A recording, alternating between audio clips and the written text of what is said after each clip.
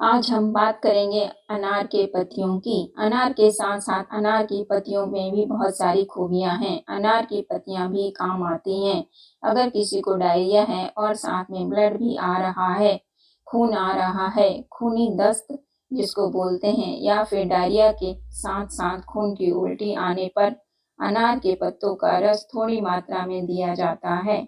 इसके अलावा बेहोशी हो जाती है या फिर कोई अनकॉन्शियस हो गया या लू लग गई, कई बार उसमें भी अनार की पत्तियों का जूस थोड़ा सा निकाल कर दिया जाता है। अनार की पत्तियों को तेल में पकाकर तेल भी बनाया जाता है। अगर मांसपेशियां ढीली हो गई हैं तो तेल उसमें मालिश करने से मांसपेशियां टाइट हो जाती हैं।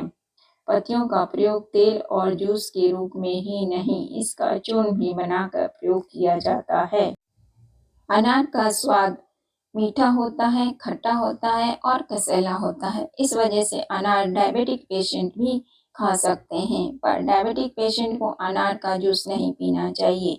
हाँ, अनार खा सकते हैं, थोड़े से दाने, क्योंकि अनार हार्ट के लिए बहुत ही अच्छा होता है।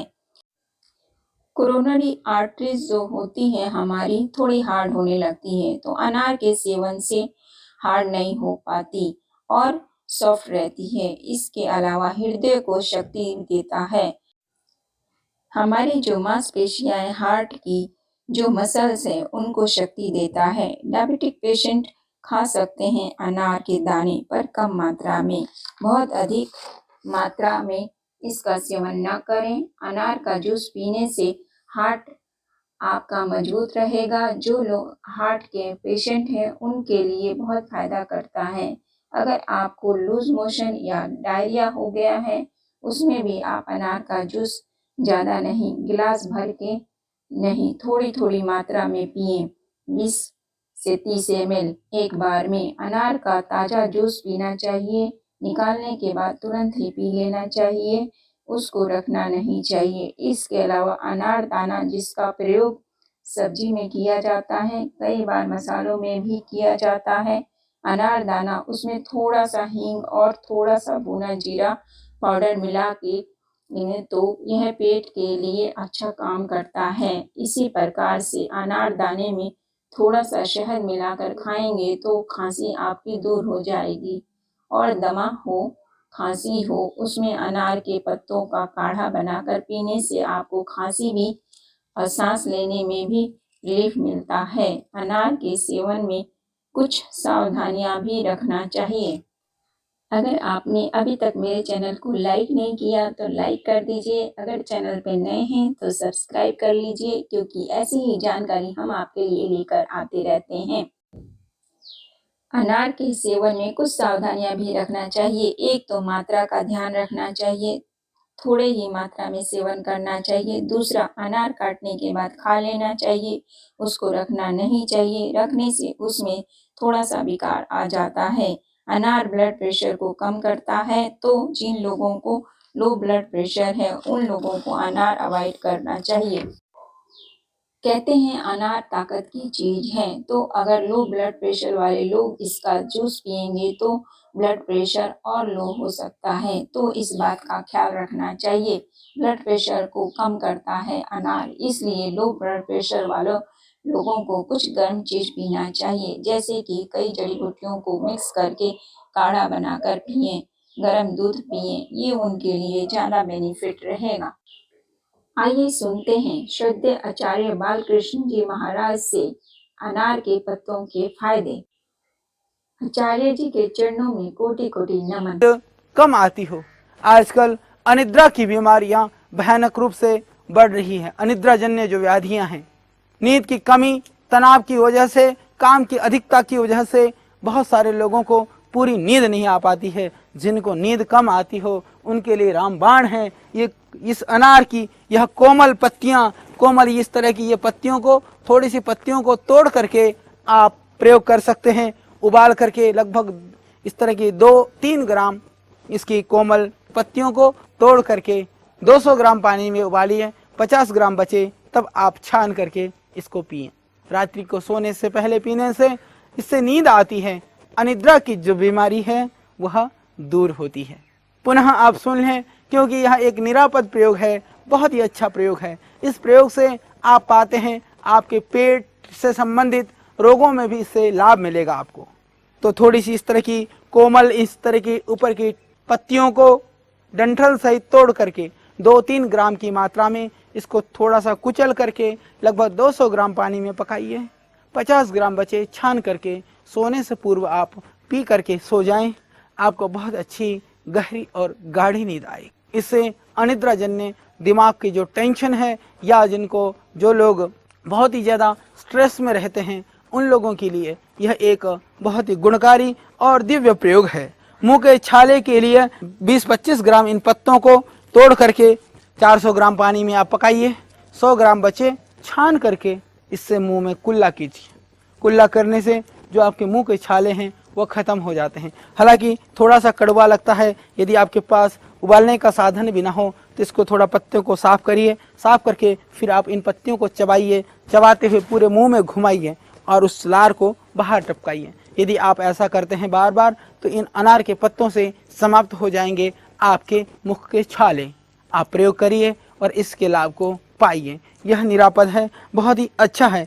कान के लिए भी यह एक दिव्य औषधि है। लगभग 10-15 ग्राम इसके ताजे पत्तों को आप पीस करके थोड़ा सा रस निकाल लें। उतना ही आप तेल, सरसों का तेल में पका करके या तिल के तेल में पका करके यदि आप 2-2 बूंद कान में डालते हैं तो ये कान के रोगों के लिए रामबाण है, एक दिव्य औषधि है। इसके अलावा जिनको दौरे बढ़ते हों उसके लिए भी यह बहुत गुणकारी है। इसके लिए आप लगभग इसके 20 ग्राम पत्तों के रस में थोड़ा सा आप मिश्री मिला करके आप उनको पिला दें। जिनको मिर्गी की शिकायत है, जिनको फिट्स पड़ते हैं, उनके लिए भी यह एक दिव्य रामबाण औषधि है। इसके अलावा जिनका मांस ढीला पड़ गया हो किसी भी तरह से, जैसे चेहरे पर झुर्रियाँ पड़ गई हो, मांस लटक गया हो, या माताओं बहनों की कई बार उनके शरीर के अंग ढीले हो जाते हैं, या कहीं से भी मांसपेशियाँ लटकनी शुरू हो जाती हैं, लटकती हुई मांसपेशी के लिए भी यह अनार रामबाण है। उसके लिए इसका बहुत एक अच्छा सरल सा प्रयोग है।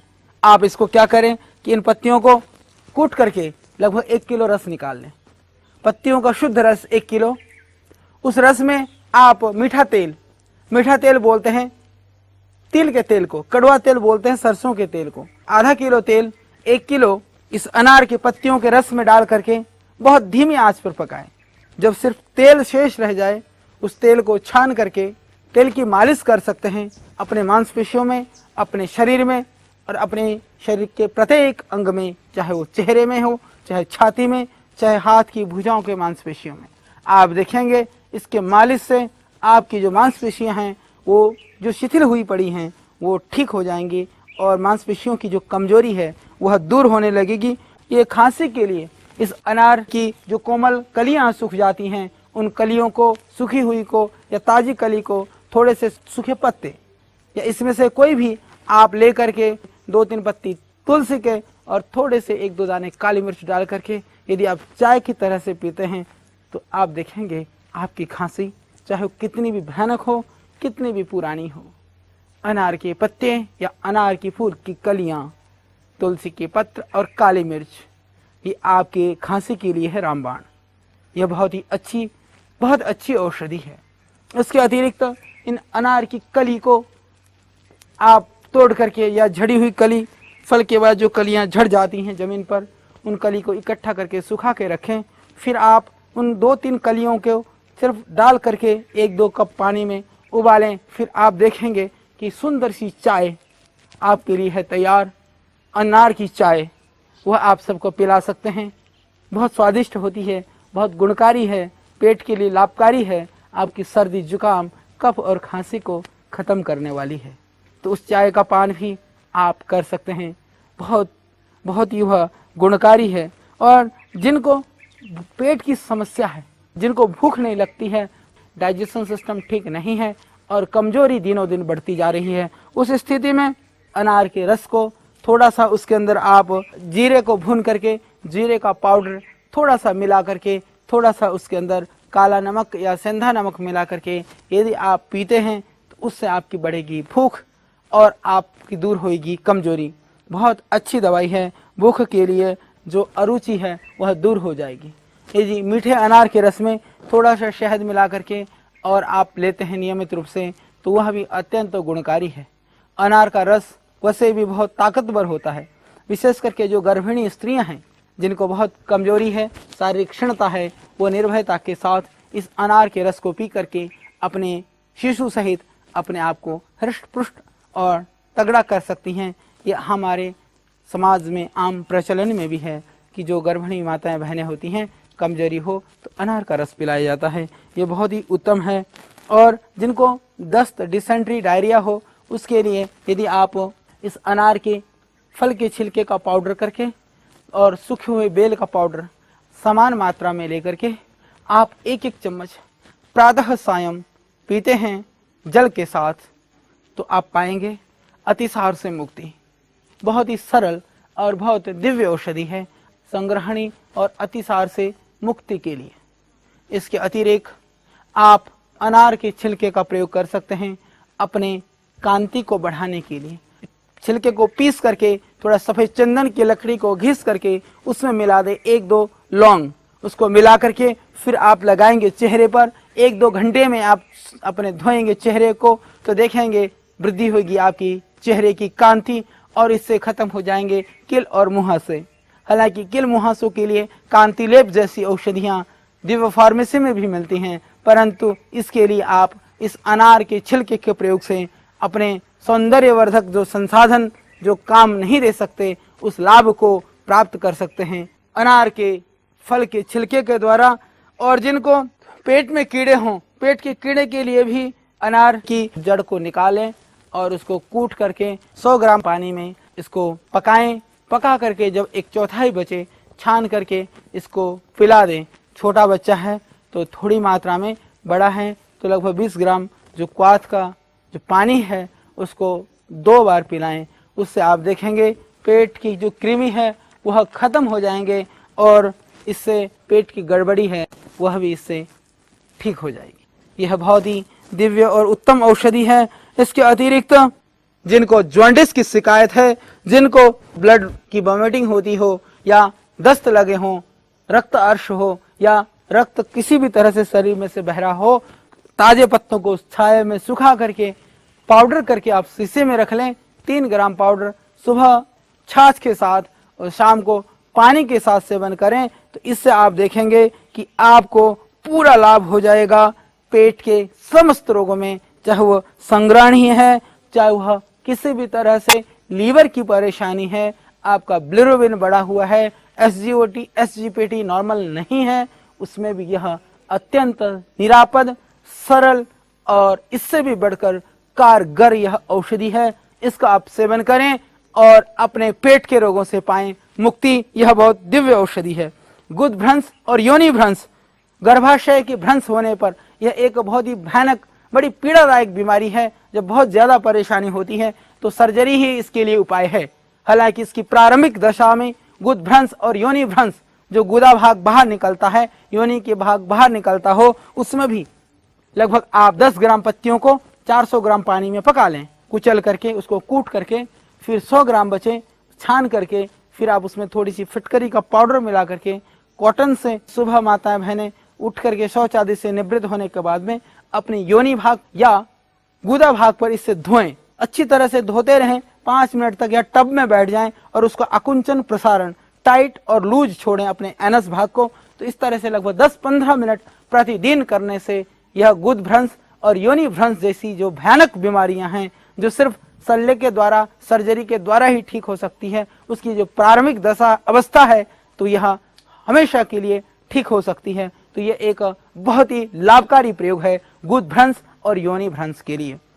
माताएं जो गर्भवती हैं, कभी कभी उनका दिल घबराता है, जी मिचलाता है, परेशान होती हैं, उस समय भी इस अनार का रस उनके लिए बिल्कुल अमृत तुल्य है। वह इसका सेवन कर सकती हैं। इससे हृदय की धड़कन और दिल की कमजोरी दूर होकर के दिल भी होता है हृष्ट पुष्ट, और गर्भ में जो बच्चा है वह भी होता है तंदुरुस्त।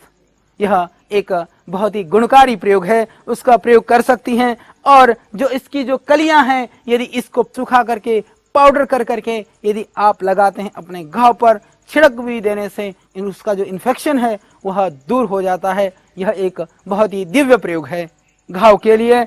और जिनको खुजली हो, खुजली के लिए भी अनार के पत्तों को पीस करके उसके रस को खाज और खुजली में लगाने से पूरा भरपूर मिलता है लाभ। यह बहुत ही एक अच्छी और उत्तम औषधि है जिनको खुजली की परेशानी है।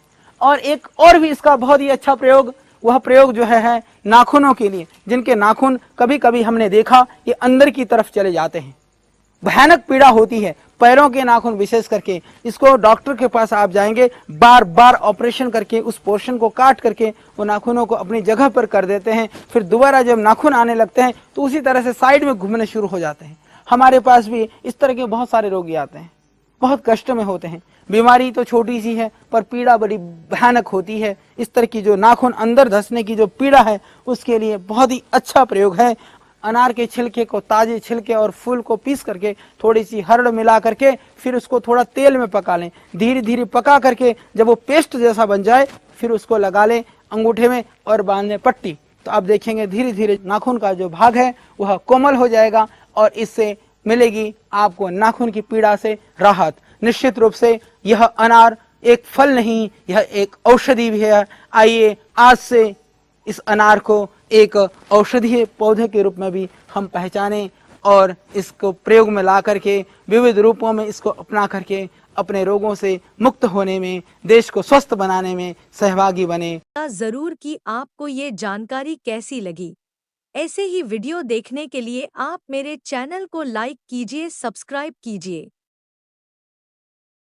धन्यवाद।